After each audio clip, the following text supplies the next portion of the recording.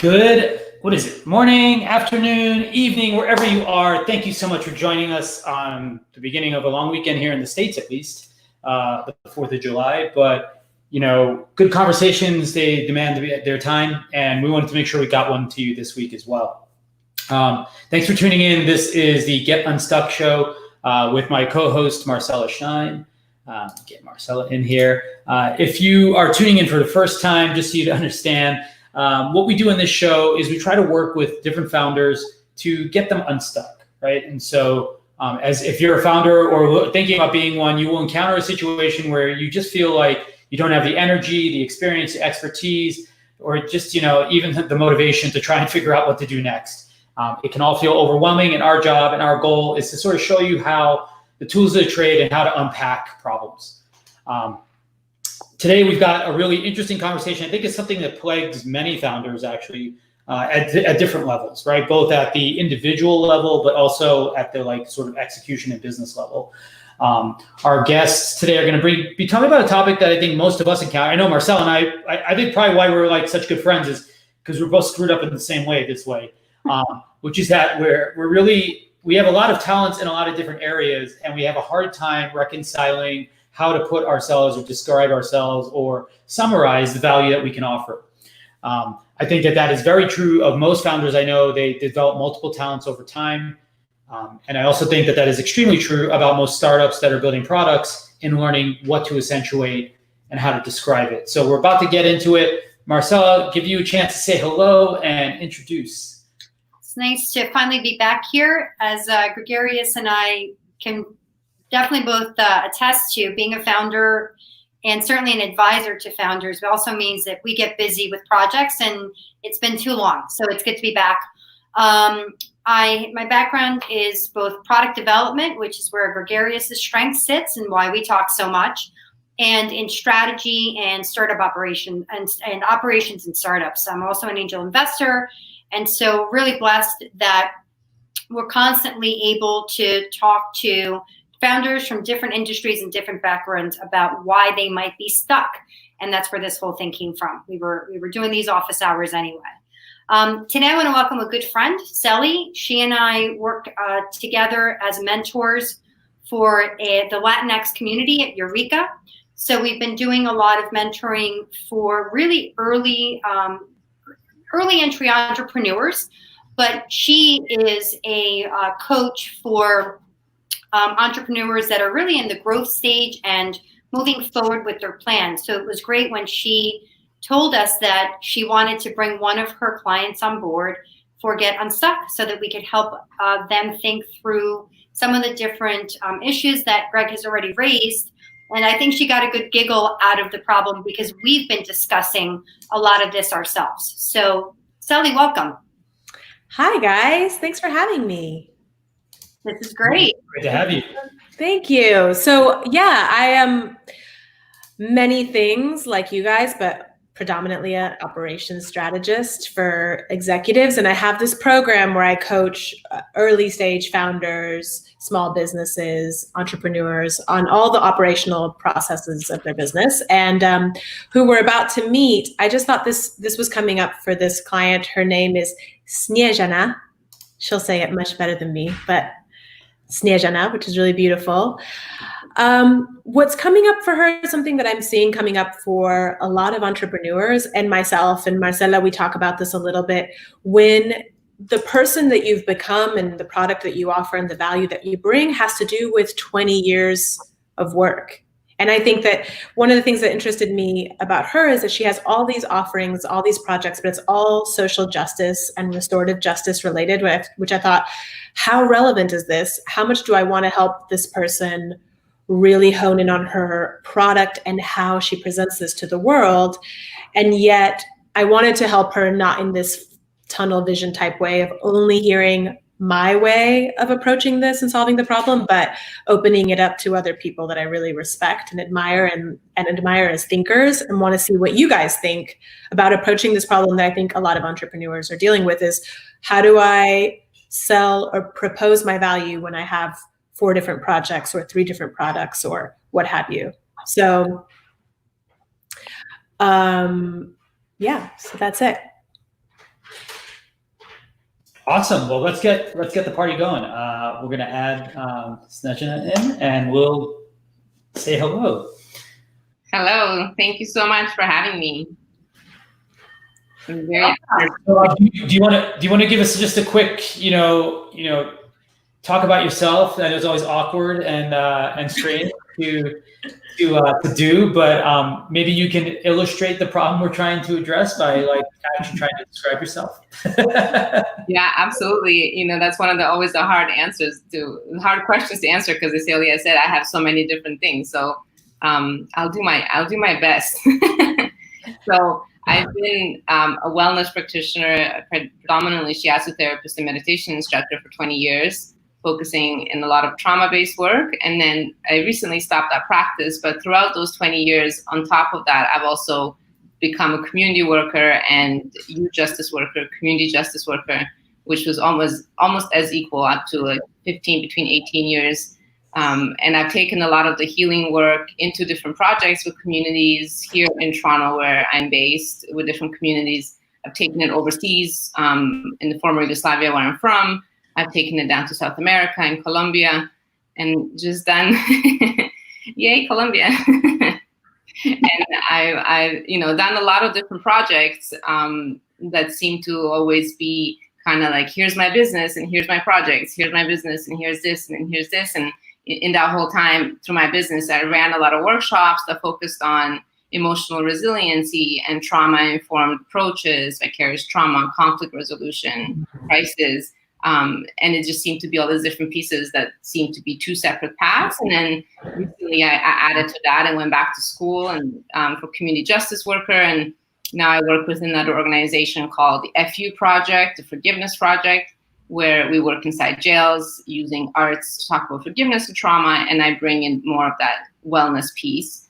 And then on top of that, just to keep adding to my plate, because I don't have enough things to do, I co-founded a collective with a friend that's called the Well Collective. And we kind of focus on decolonizing the wellness narrative by featuring and voices and uplifting voices of BIPOC wellness practitioners, and also kind of asking the question, who informs wellness, who's wellness for, and how can we shift and decolonize our approaches to wellness, really kind of looking at those anti-oppressive and anti-racism work pieces in there as well. So with my own business, I've recently stopped my own private practice and have been like, okay, what do I want to say through my own business? Because it feels like all these different things are things I'm doing with other people or for other people. And, where is my voice and coming through my business? And that's how I've come around this idea. I've been toying with, say, of an online course, and how I came to Celia to kind of talk about and start this work of, can I create a tool that can take all of these experiences and all these things that I've learned over 20 years and put it into something that can make a difference in people's lives right now. Wow. This is like the kind of stuff that just makes you feel bad. It's like, what have I done? I know. I thought I was doing a lot of stuff, but Chloe, damn it, why didn't you tell me I wasn't doing enough?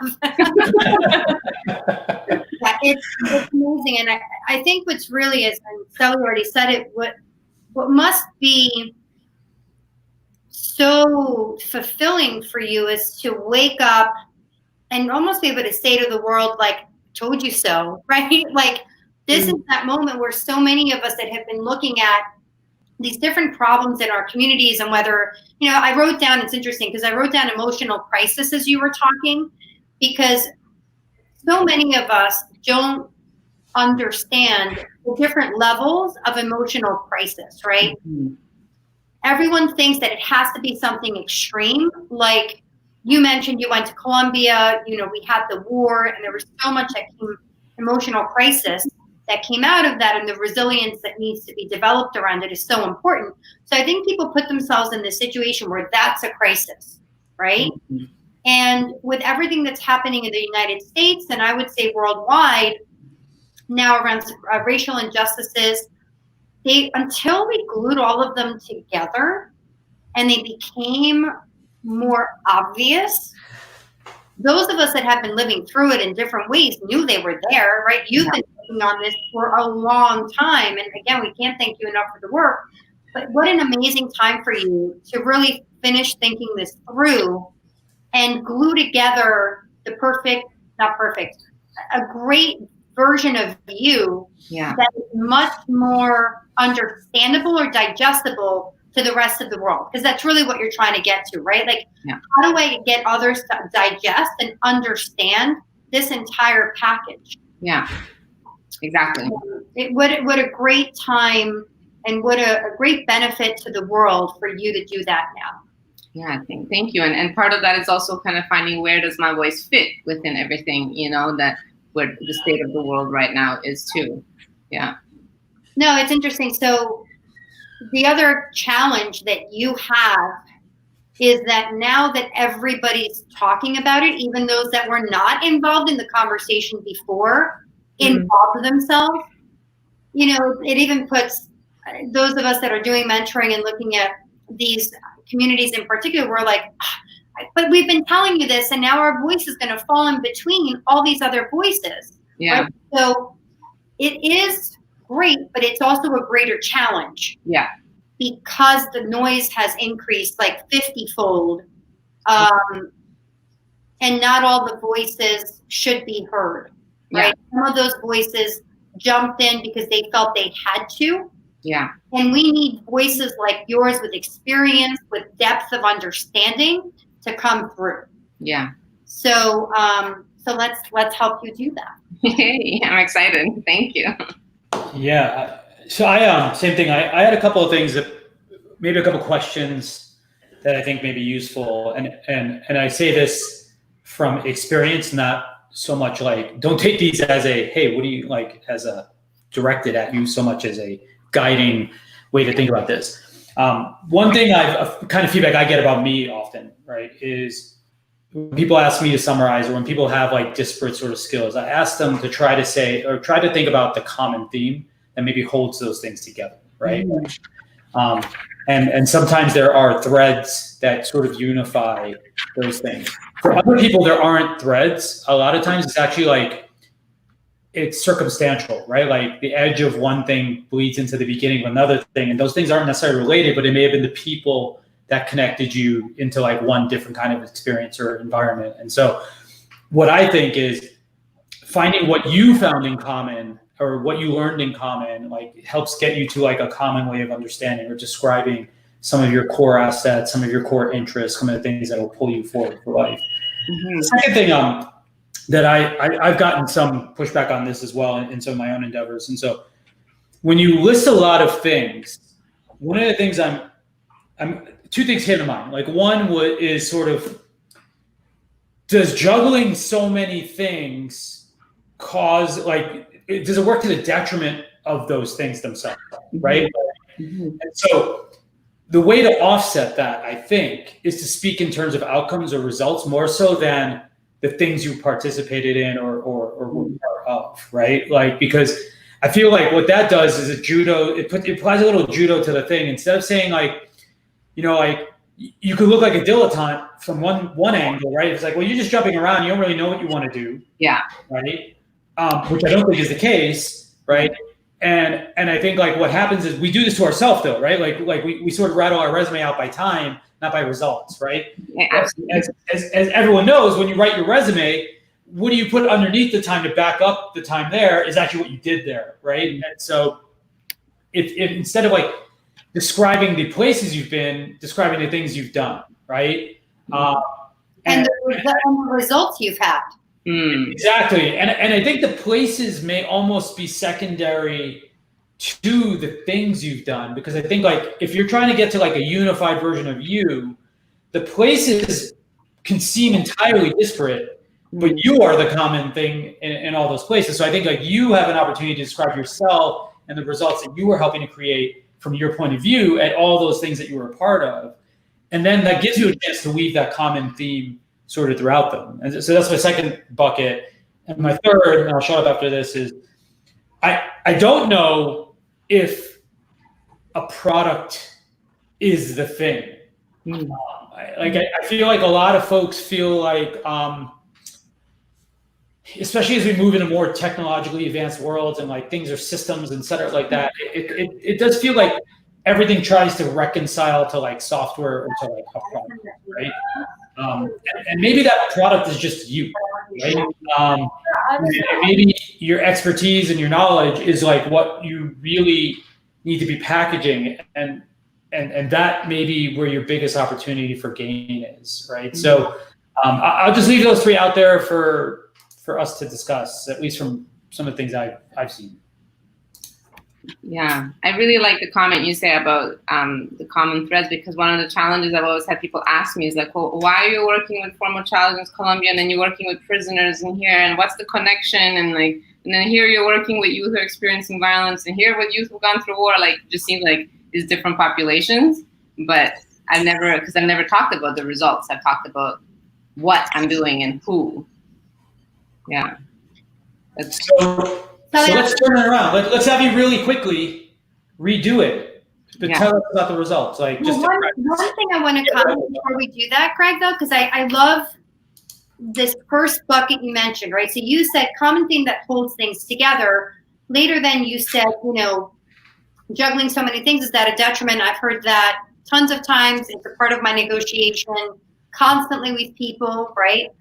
But I'm going to add one thing to Gregorius's bucket, which is what are the thematic results, right? Rather than just the themes, but the thematic results. And the thing that, again, I go back to my, what jumped out at me the most right off the bat was everything you mentioned, at least most of the things that I caught, right, were about driving emotional resilience, right? Helping people out of a crisis. So if you think about that strength and that benefit right off the bat as an introduction, and then you start listing all the things that you talked about, all of a sudden people are like, oh, yep, that was an emotional crisis, and I can see where resilience matters there. And that, oh. So I think almost like introducing, again, what the benefit, what the end result that you're driving in people, because even in wellness, right? Even if you're just trying to, if you're a diabetic and you're trying to eat better to get yourself to a better place, that in itself is a crisis for someone who just got diagnosed, right? So that's what I mean, all of that ties so well together into what you're experiencing. So that's it. I'll shut up now too. But that's, Greg, I love that. That's what I would add and tweak a little bit. I think that's great. Yeah. So you don't have to do it just yet. I just want to tell you, I see you nodding a little bit. Let's have you add your take on this as well, I think, to get our to-do list out. And then I love the iterative process, though, because I feel like our goal with this hour is usually to try to do that. Yeah. So it'd be great if you could walk out feeling like I have a more succinct way to describe myself. That would be a win in my mind. Yeah, absolutely. You want my take on this? Yeah. What we worked on, what we just spoke about recently in our session, and I thought, and I think this is maybe valuable, and I'd love your thoughts on this as well, is that sometimes when you are an industry expert, you use certain words to describe yourself that you understand because you are the expert in wellness. But the people who need you and need to come to you may not use those words to describe their problem. And so then they can't actually relate to what you're offering and what you're saying. So something that I found really interesting was we kept playing with, when we first were speaking, we were talking about, she was describing this course that I'm helping her build as for people who want to feel more peace of mind, or want to change their narrative. Most people don't understand that they need to change their narrative in order to create change in their life. So what I'm interested in is also, how do we speak in a way that we speak to people in language that they're already using, right? So the language that someone's already using to express this emotional crisis, because no one's going to say, I'm going through an emotional crisis right now. Even though the wellness practitioner knows that. And this happens to me in my field too. No one uses operational terms for when their business isn't running smoothly or their team isn't working well together, right? They just say, I hate my team right now. No one's supporting me, right? So I like to think about also, like, what are the terms that thinking about the terms that your audience is actually using and what they're actually saying. And an exercise that we just talked about yesterday was go to people that you've coached or people in your life and ask them, when do you feel out of control? When do you feel like you're in crisis, and what words do you use? And starting to kind of compile your own research around those words that people are using, because you know the answer, they don't know the answer yet. And so that's something I've been thinking about, and we've been kind of working on, is using language and using words to describe her offering that people relate to and understand. But I love this. I love this theme of, if you are the theme. I love what you said, gregarious. I wrote that down. If you are the common thread. You are the common denominator in all of these skills in all these areas. So what is that? And picking apart in every place you've been, in every job you've been, what is the common denominator, the thread that you brought to every different job? I think that's really key as well. Absolutely, yeah. I really like your advice, by the way, because we have a post which I'll put in the comments, I guess. But I have a post called "Life's a Pitch and Then You Die: 21 Tips for a Better Pitch." And one of my bits of advice is two things actually. Don't rely on nuance, right? So I think too many people rely on a very discerning understanding, and which I think is related. And also, they don't rely on lingo, basically. But lingo is an insider term, which tends to create outsider sort of outsider sort of dynamic, right? But then also nuance, right? I think if you ignore the common understanding of a word to be able to use your thing to make your case, then you're the one in the wrong, right? Because you're the one creating the environment. You have to walk them back from what they understand that word to mean, right? And if you create defensiveness in any pitch, then what you get is resistance to your ideas, right? And so I don't think you did that, by the way, right? But I do think people inadvertently, we use a lot of our inside baseball terms kind of all the time. And a lot of investors recommend, what's that thing, Marcel? It's the grandma test or something. It's you should be able to tell your grandma what you do and have her understand it, right? Your elevator pitch should be understandable to anybody in any industry at any time, right? Greg, and it's funny because I've been working and talking to Sally about our, Foundercraft, and I think one of the first descriptors I put about who we are is no fluff, right? No jargon, no fluff. We like to just be as direct as possible, and it's a hard thing to do when you get really excited about what you're doing, because all of a sudden you just dive into that expertise, and there you have it. So, I will say one other thing. It's another post I have. It's actually the most popular thing I've written ever on Medium, and it was this post about imposter syndrome. And one of the things that I can already tell you have a little bit of, right, is that you doubt your own credentials, despite the fact that there's absolutely no reason for you to do so. Right? You're almost apologizing for all the other stuff you did after you were 20 years of being an amazing wellness person, right? You were doing wellness before it was in vogue to talk about wellness, right? And that I think is commendable, and it's important, right? And I think you should remember that breadth of experience, the thing that comes with time is seeing the mistakes that we overcome, right? In the things we understand, right? Because you can go buy a book today, read the state of the art of wellness and try to apply it. But what happens is you don't know the origin story of how we arrived at this thing. And so implicitly there's bias or misunderstanding. You may end up going back to the same pathways that failed because you don't know that they were the ones that failed and led to this approach, right? And so I think a lot of us give ourselves a hard time because we did something a long time ago. Marcella has been in corporate forever, right? She still apologizes about it. That's actually such a great point, though. No, it's true. I love that, because instead of saying I am this because of the past 20 years. We often go, I know I did that thing. It didn't make any sense. And it doesn't make any sense to now. It's like, I think that's so true. And I do that. I catch myself doing that.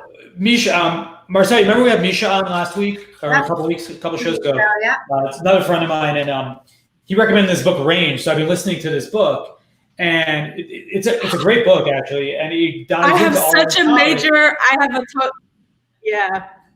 I have a very personal story about that book. We should probably hear that. But I will only say that one of the stats I just heard, like writing this morning, he was like, it's 75% of people who graduate from college actually don't use their degree anyway. So, but that's not really true, right? Like what most people do is take some skill, some fundamental thing that they understood, or something fundamental about who they were, right, to actually apply to who their future self is going to be, right? Like, and of course, some people pick up entirely new skills, and if that's the case, then great. Like, don't talk about the past. But I don't think that these things are all unrelated. Yeah. Hold on, I want to hear a story. Why don't you do it first? Because I want to share this quote from Lydia as well. Hear a story? Celia, tell us your story. I just think it's wild to me when that book comes up because of a conversation. Like I listened to a podcast. I listened to a very dear friend of mine do a podcast interview with the author of Range. Awesome. And it was such a good episode and such a great conversation. I was so inspired by it. I reached out to my friend and I was like, I listen to your podcast every once in a while because it's a finance, whatever. A podcast.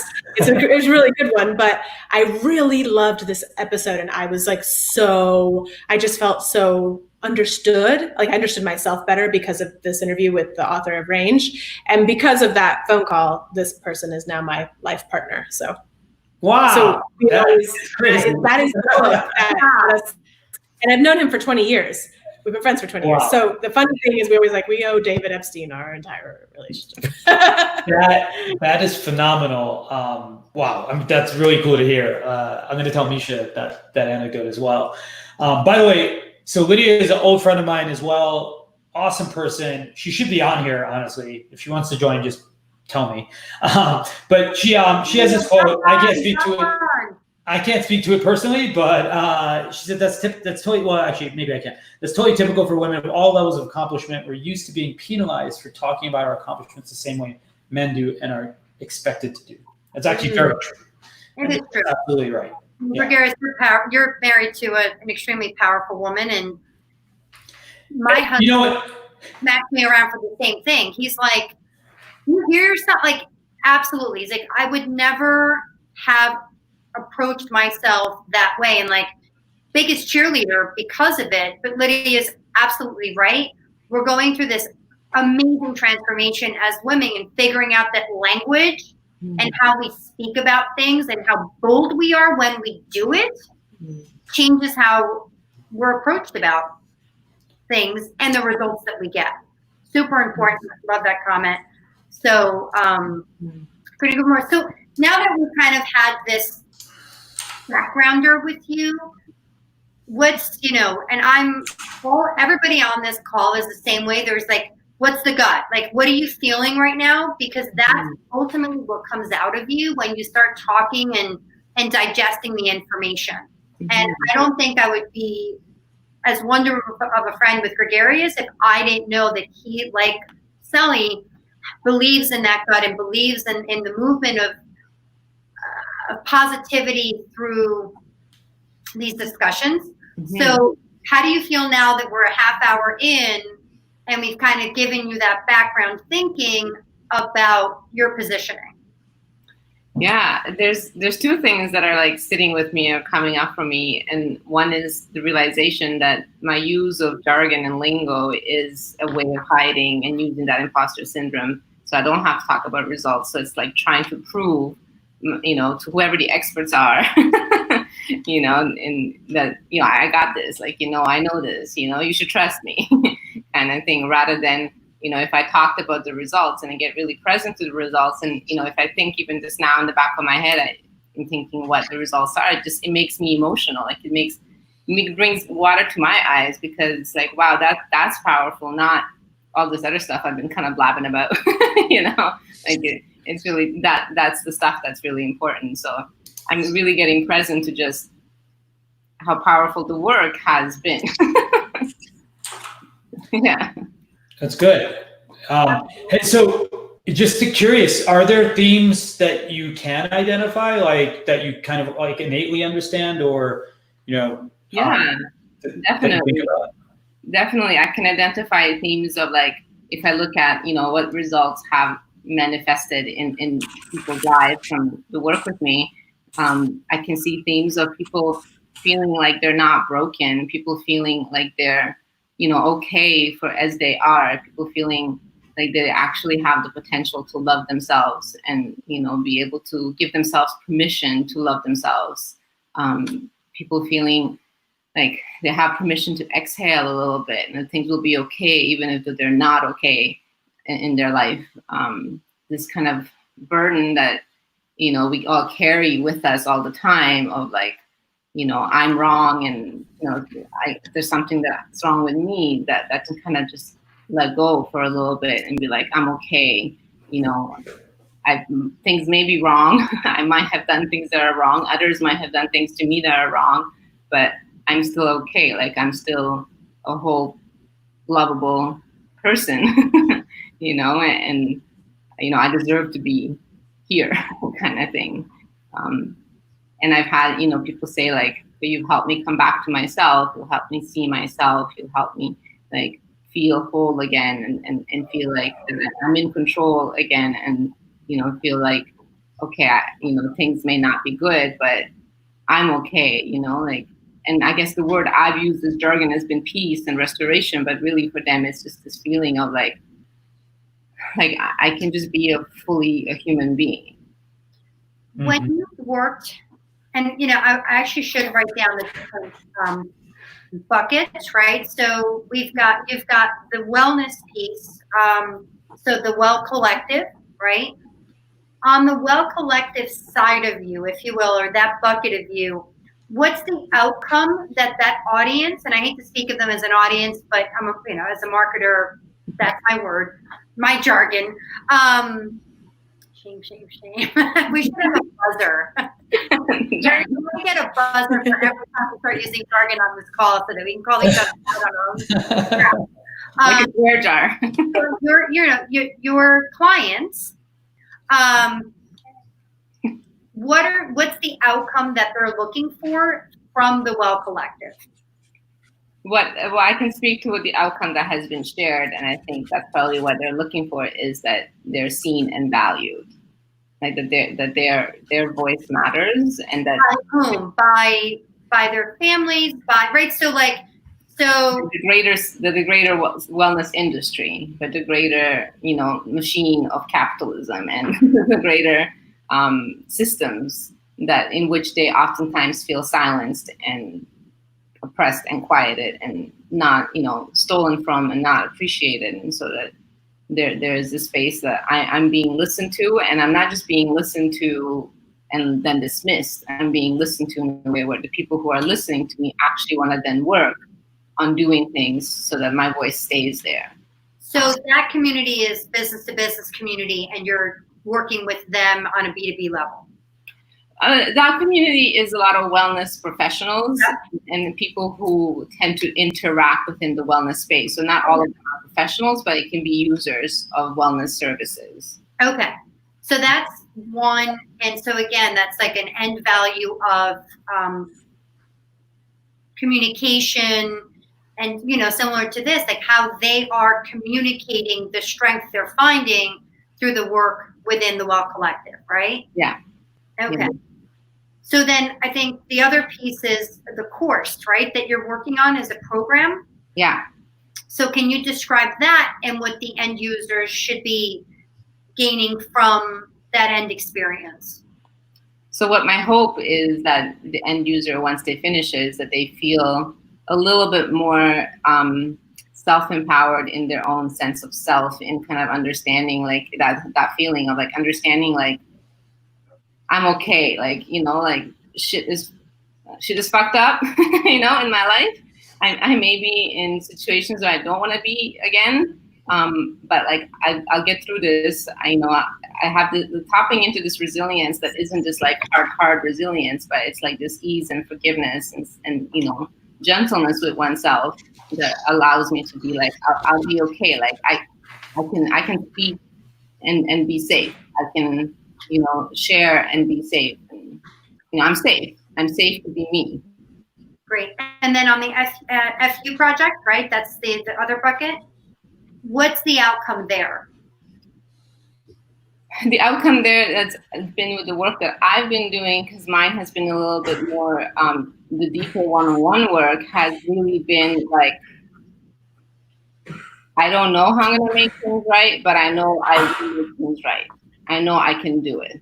Like, I know I can finally, do it. Like, I'm not fucked up. Like, I'm not the sum of my mistakes. Like, I'm not all the things that I did. I did bad things, but I'm not a bad person, and I can heal and I can forgive myself. And again, that sense of forgiveness. And I think that pattern seems to be coming back a lot, is like the sense of self-forgiveness. And so it goes back to resilience, right? Mm-hmm.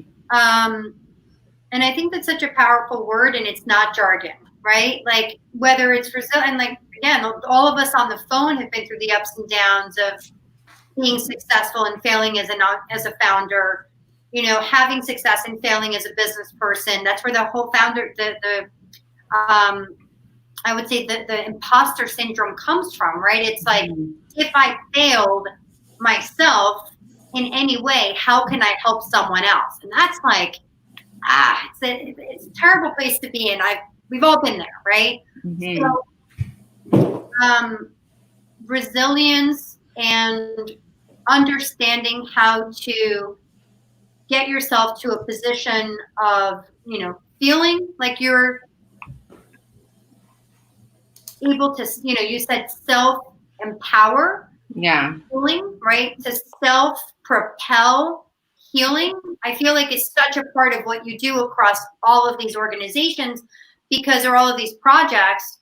And that's almost like magic, right? If you as an individual can do that for someone else, that's like, fairy wand shit. Like, that's amazing. And that's something that only 20 years of experience can give you. Yeah. Right? Someone can just wake up tomorrow and do that. Yeah. And so, again, these are words that, to Sally's point, are not jargon. They're real, and they're thematic, to Gregarious's point, to what you are and what your magic is. Sorry. Can you guys hear the shower behind me? Did it just get loud? Okay. I'm at my mother-in-law's house, and like, it's a totally different dynamic here. So anyway, I think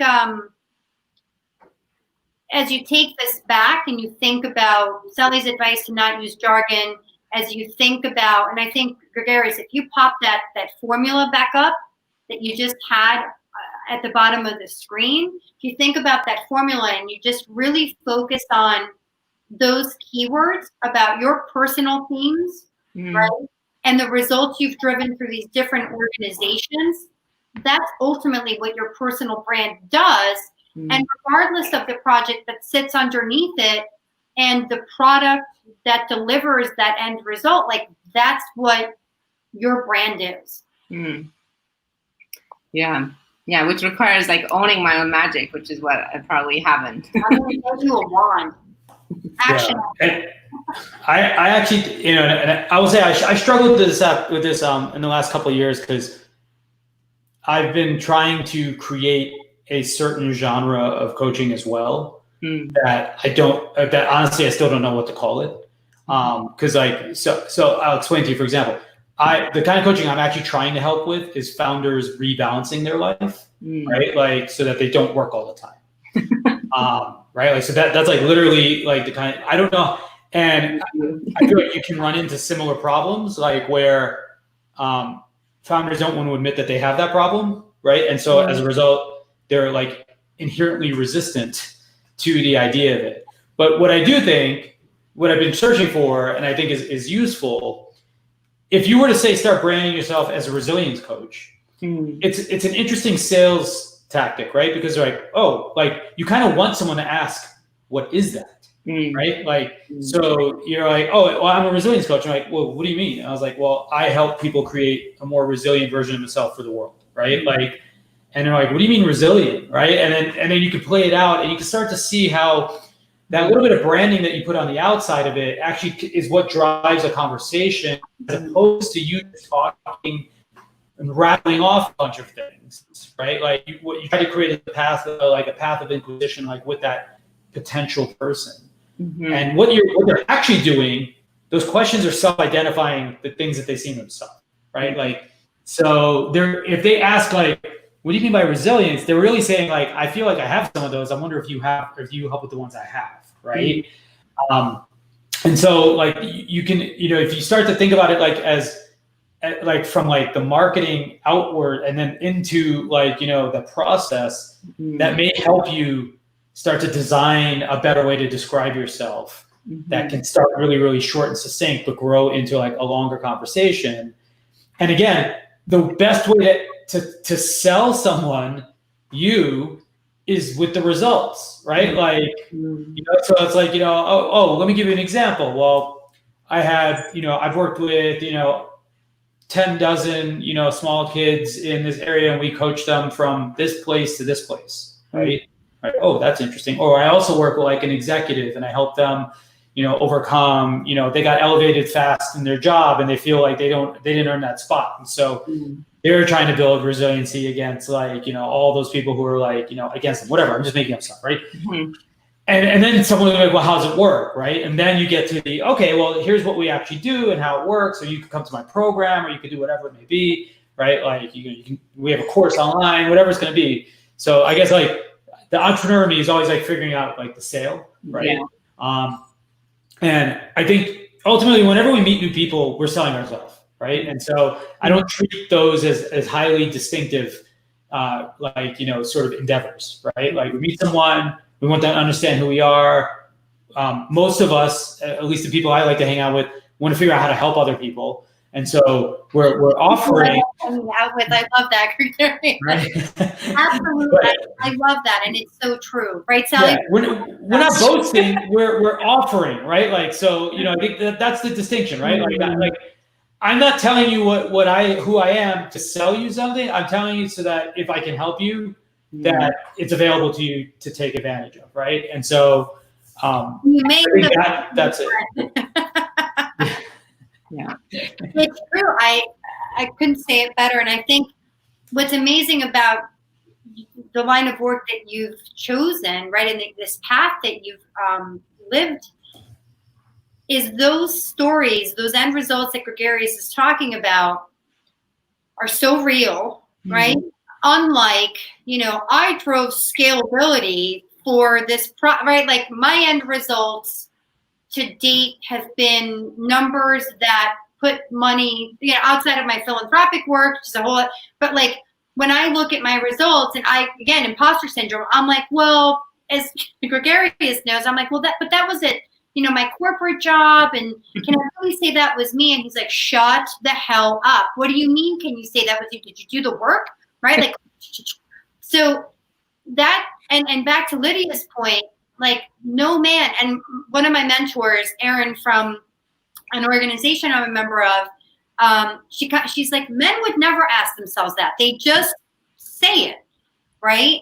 I think sometimes, though, it's more, I ask myself all the time. I was about to say that, because I think sometimes it's more about how vulnerable the vulnerability that you've placed yourself in as a founder, and the type of person that you are, versus like that man and woman thing. I'm not saying that we haven't had those issues, but I've met plenty of men that do have the same concerns, or are stuck in the same ways, because we see ourselves as a collective. We see ourselves as a part of a team, and we don't necessarily outweigh the individual over the greater good. And that's where I think people like, and I'm going to say us because I feel that way about everybody on this phone, we're different that way, right? Like that me is hard because we're about the collective, right? It's about the greater good you've created. It's about the company we've built. It's about, right, those collective wins. And so you're like, I don't want to talk about me, but you know, when you're building a company, when you're building something, you do have to put the me in order to pull the whole cart along for the win. Yeah. Right? Yeah. So I think it's a tough position, but when you think about the end benefit or the end result that comes with putting yourself in that winning position as an individual and all of the benefits that everybody behind you will gain for your 20 years of experience and all of those things that you know, and being able to speak about them very succinctly, that's what's going to drive you to want to do it. Because that's a position I finally feel like I put myself in after I've done a lot of work over the last, 6-9 months on this very specific issue. And again, that's how I ended up at Foundercraft with Gregarious, because I called him and said, I'm beyond stuck. I'm pissed. This is where I'm at. And he, punched me around a little bit and was like, dude, what's going on? Let's go through this. And we ended up really going through this journey together on different ways, right? He's building a whole new product. He was kind of stuck. And when you put a good group of people together to do this thinking, you do come out on the other side and say, I have to talk about me for everyone to understand that collective we that you're trying to drive into a marketplace. Yeah. I really like what you said, but we're not boasting, we're offering. Like, I think that is like, a really big thing, because it's like having that beautiful dress in your closet, but you never put it on. Like, so what's the point of having it? Like, so why not share it? If yeah, no. All the Spanx that you need underneath there for the dress on, right? Yeah, so I don't want to leave this question, Gregarious. Lydia put out another question, and I feel like this is a great topic, and I'm already feeling a much bigger Get Unstuck conversation around it. But I won't do it without your wife being on the call, Greg. I didn't bring this. I love this question, Lydia. I feel like it is a whole hour, so we will save it, and we'll have you on too when we do it, and we'll get Maria in also. Yep, we need to get Maria. I'd like to hear. Yes. So I'm going to read it out loud so that everybody can get excited about it, and we need to do it in the next 2 weeks. So,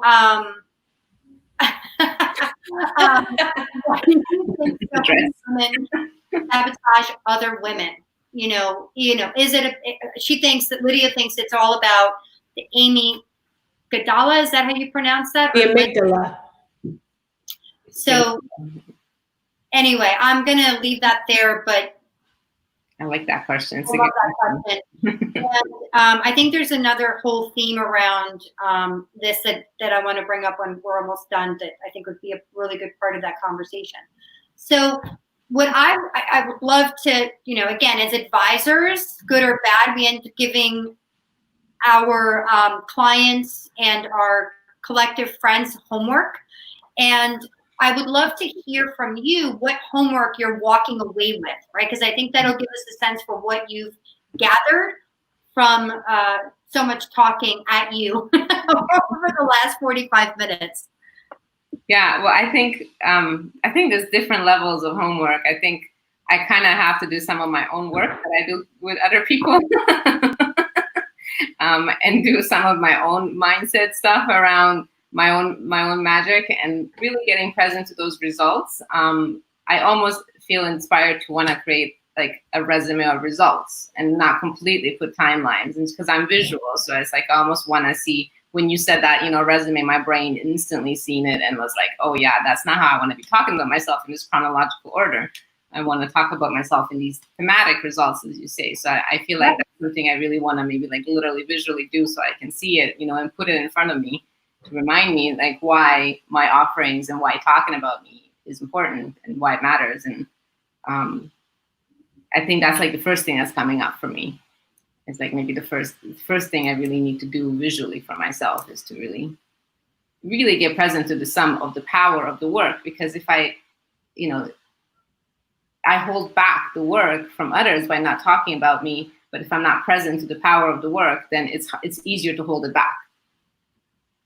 And then my follow-up to that is, where would we go find this final product, right? This new version of you, if you will, that you're working on. Is there a website that you're creating that's going to be representative of you and your brand?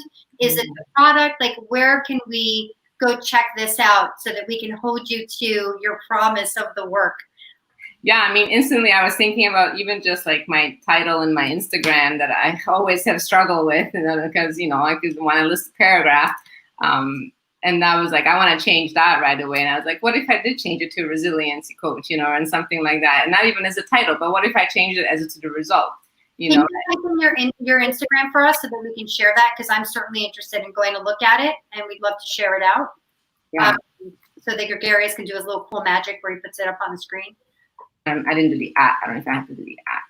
That's but I want to kind of test that out, and then instantly I know with Celia we're in branding week, so it's kind of perfect because it does require me to look at my website, and rather than have my website what I feel it is now is this dump of information that's logistical information, is really can it be that space that inspires that feeling of the results that I'm already working with and creating. So I think that definitely is the next step before even putting out the course, is to redesign the website. Fantastic. Well, we look forward to seeing it. I don't want to close our session. You just said we're on branding week. And so what I want to give Sally an opportunity, because I love what she's doing. And Gregarious, I think you're going to love this too, because I know you're trying to change, again, your coaching and what you're doing. So Sally, can you just give a quick review of the approach that you're taking with these founders? Because I think it's not only doing phenomenal, but as you know, I'm constantly trying to drag you into my projects to. I know. So, well, I think a lot of people that I work with, what they ultimately say to me is, you're demystifying what building a business looks like. So as an operations person, I always have to look at the full picture and look at how every piece is working together. So what she's referring to is a coaching course that I made. It's a 10 weeks, 10 units, so 10 weeks of work. And each week we see a different segment of your business. So rather than just focusing on digital marketing or just focusing on your marketing statement or your branding statement, we clean up. I'm kind of the James Clear 1% better rule, that concept of when you, in sports, it's easy to say, when you improve every segment of operations on a sports team by 1%, that's how you build a team, right? You can't count on having a Messi win the World Cup. I'm Argentine, so that's a reference I know. You can't count on having a Michael Jordan. Like, the series that just came out on Michael Jordan is great because you actually learn how important the team around him was to him being such a superstar. So I approach business in the same way, where we look at every aspect of your business, from your vision, where you want to go, to where you actually are, your finances, how you're actually organizing your finances. And based on these kinds of structured things, then we create a branding plan, a marketing plan, a business plan, and a strategy plan. And then we do operational tools like time management, and what digital tools are you using, and how are you onboarding people, and how are you training them. So we go through all of this, and everybody, wherever they're at in their business, they apply it to their business or what they're building. So that's what she's referring to is, we're in branding week right now, which means that's why all these questions feel really fresh, and it's coming up of, oh, how do I actually begin to talk about myself and put myself out there? How do I refresh my website with speaking to what I'm really offering and what I'm really doing in the world? So, yeah. Thank you. So Gregarious, I've got to tie you two in, because I'm telling you, you down there will love where is he? He's doing all. Excellent. Your thinking will marry really well together, because our approach to advisory work is so much more holistic than others that I've encountered. So it's quite enjoyable that way. So Gregarious, I need you to put together a much bigger session. I don't know how we're gonna. We might have to use a tool that's got more boxes. I think because I've got. We could fit more boxes here. All right. I think this is a good topic. I do like that topic. Just the self-sabotage thing in general, but I think, I'm happy to be part of it, but I feel like I have less to offer in that conversation. On that is, I'll tell you that again, going back, my husband's also in startups, and he's struggling with how to balance all of these issues, whether it's hiring more females and how to do it appropriately, and then how to manage to that. I think it's important that a conversation about women in business or, minorities or any of that includes the people that are part of solving the problem, right? Which is everybody. So you have to have men on the conversation so that they can give us their view on it and make sure that it's a group of people that feel safe having that conversation. Otherwise, it's just a one-sided set of agreements and it doesn't help. That's it. I'll shut up about that, and that's my soapbox. Yeah, I think that's fair, and we're happy to do it. So I think we'll try to promote that one a little bit broader and get some more folks in for that convo. But maybe a couple weeks from now. So let's look forward to it. All right. Well, we are just about on time. I do appreciate everyone joining us today. It was really I hope productive conversation for you ultimately. I think everyone's got a little bit of this. I think everyone who's managed to make success in their life probably experiences all of these aspects. And also everyone who's failed at a lot of things also has a lot of these aspects, right? And so most failures are pure failures if you don't take anything away from them, right? So if you've done something and you just walk away and you're like, whatever, well, then you are the one who's failed to actually make that a teachable moment for yourself, right? So thank you so much for sharing yourself with us today. We really appreciate it. It's not easy to get up here and bare your soul. We went pretty nice and easy on you today, though, I think. No, thank you. I really appreciate it. Don't watch the past episodes. Actually, you should watch the past episodes to understand how hard we can be on people. But if you do want to find any of the previous episodes, head over to foundercraft.com. Marcel and I try to do this show every other Friday. Look, it's quarantine, it's COVID, it's summertime. There's a lot of weird things going on. We try our best, but we also have businesses to run. But we will hopefully be here, the 17th? We will be here hopefully with this discussion that Lydia suggested. So we look forward to seeing you here for that conversation. Also, every other Wednesday, I do my wellness talk with Thomas, one of our other friends and partners. You guys need to join. I haven't been able to because whatever, but it's fantastic, and I love joining. And P.S., you got me into my 7 minutes, and I've been changing and walking every week since then. So awesome! I want to know more. I'll share it with you. Okay. Next Wednesday, not the Wednesday coming. Our next show actually will be about food. So we're going to be having a discussion about the food chain and food delivery and the future of food and nutrition. So I don't know, it was random from last week's convo, but everyone was really hyped, but kind of like this. Everyone was really hyped about the convo we had, and they're like, "Oh, we should do another one." So that one came up as another one we're gonna have as well. I probably shouldn't bring empanadas to that one. I'll see what else I can eat during. You totally can bring empanadas to that one. Yes. Right. I'll share with you, Sally, and we'll hopefully see you there. Yeah. Thank you, everyone. So good to see you. Enjoy your long weekends if you're getting to do something fun. Hamilton today. Hamilton Day. Yes. Hamilton Today Day. is Hamilton Plus Day. Yes. Yep. So if you've got a chance to see it on Disney Plus, go for it. Oh, awesome. Bye, everyone. Bye. Bye. Thank you so much. Thank you.